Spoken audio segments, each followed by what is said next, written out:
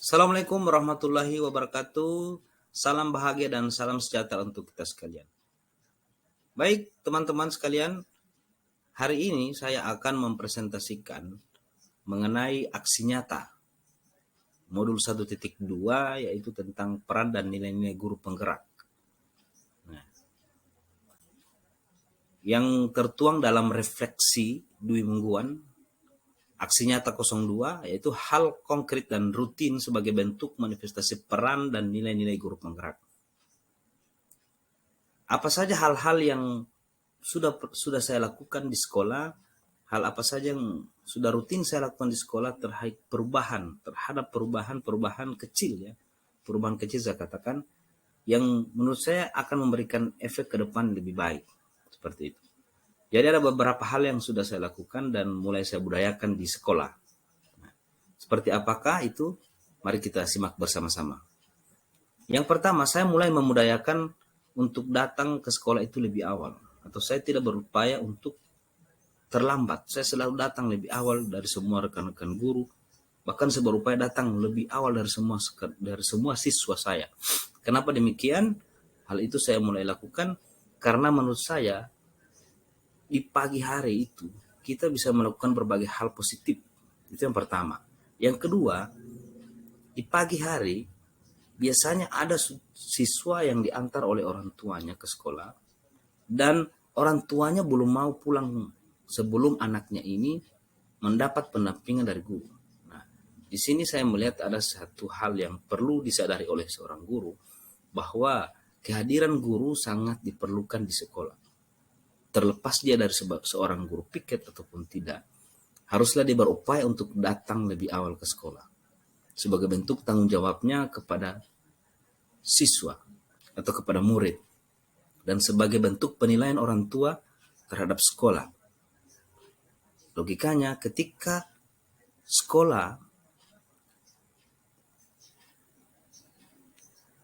didatangi oleh orang tua namun di sekolah itu tidak ada guru, maka secara logika kita berpikir orang tua itu akan memberikan penilaian yang lain terhadap sekolah kita. Namun ketika di pagi hari orang tua datang mengantar anaknya, dia melihat ada guru, dia melihat ada aktivitas yang bergerak di sekolah, maka tidak ada kekhawatiran dalam hati sebagai orang tua. Kira-kira itu yang pertama. Yang berikut maknanya adalah dengan kita datang lebih awal, kita mampu memahami lingkungan. Dan kita bisa lebih dekat dengan para murid. Kita bisa mengatur kelas kita, merapikan kelas kita, merapikan halaman kita, sebagai bentuk persiapan kita untuk menyambut siswa belajar di kelas. Yang berikut adalah bentuk keteladanan kita terhadap penegakan tata tertib di sekolah. Yang berikut itu bisa menghadirkan rasa aman, ya. Ini saya katakan tadi akan menghadirkan rasa aman terhadap para murid, sehingga para orang tua tidak perlu menjaga anaknya di sekolah. Yang berikut, di pagi hari itu saya juga mulai membiasakan kegiatan-kegiatan yang berhubungan dengan olahraga. Jadi setiap hari Jumat kami mewajibkan kepada setiap siswa kami kerja bakti, kami sering melakukan kegiatan-kegiatan seperti ini, dan ini menjadi hal yang terus kami gunakan ke depan, maka terus kami kembangkan sebagai bentuk perubahan-perubahan yang ke depan untuk membuat akan berbuah positif. Yang berikut, di kelas ini saya selalu melakukan rasa cinta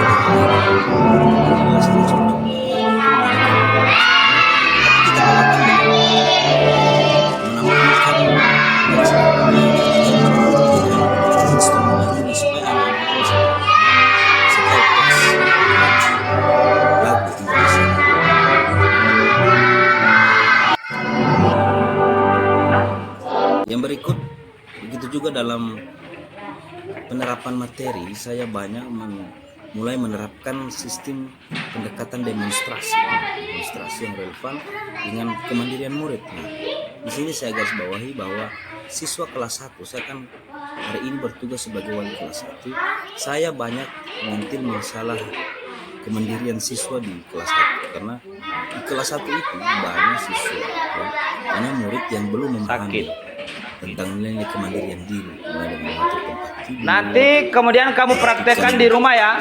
Setiap hari kamu seperti itu mengatur tempat tidurmu ya. Sehingga Jangan orang tua lagi yang mengatur itu tempat tidur ya. Kamu sendiri ya. Bisa?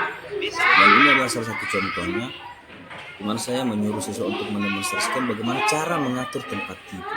Hal menurut saya sangat-sangat fondasi dan sangat-sangat bermanfaat bagi siswa, bisa dipraktekkan di rumah.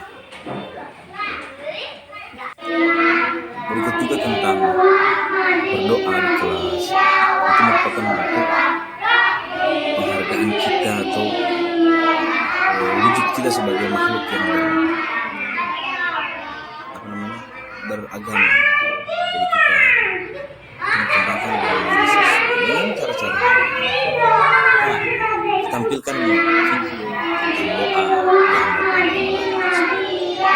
dan yang berikut dengan kita menampilkan plastik belajar secara fokus dan antusias.